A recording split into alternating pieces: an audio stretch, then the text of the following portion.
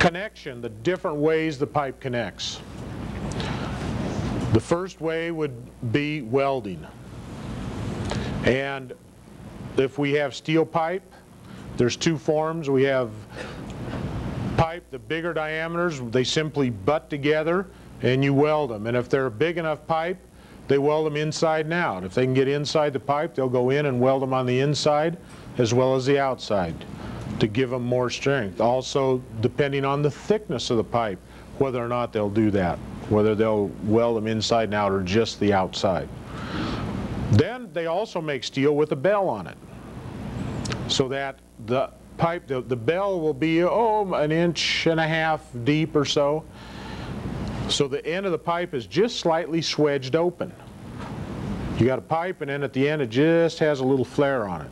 And so you can insert one pipe into the next, and then it's pretty easy to, if you're turning the line a little bit, going around the curve, you can get a little deflection in each joint and weld it up that way. Or if you have a little of this going in the ditch, a little up and down action, you can weld it right in the ditch with that flex in it if it's big pipe, and it kind of helps fit the pipe together. Now once that pipe has been welded, then you need to put a protective wrap around the weld, because you don't want to just let the mineralization of the soil attack the bare metal, where the weld is. So there again, they put a protective wrap. Usually they put tar on it, and then we'll wrap it with a craft wrap of some variety similar to whatever the pipe has on it. Maybe felt wrap and then craft wrap.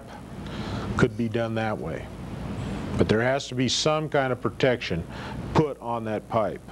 There's some other epoxy bonds that can be used and such. Also, welding can be done on an aluminum pipe to put joints together. That's kind of unusual to see, because generally the aluminum pipes are given length, but you can weld aluminum, and you can also weld plastic.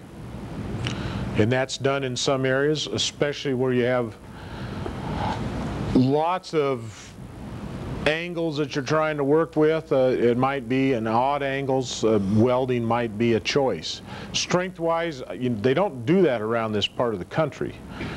So I'm not sure what the ramifications are. I've certainly seen lots of advertisement about PVC welders, and they're available. You basically heat the plastic up to a point where it turns liquid on both pieces, and it'll just literally fuse together, melt together.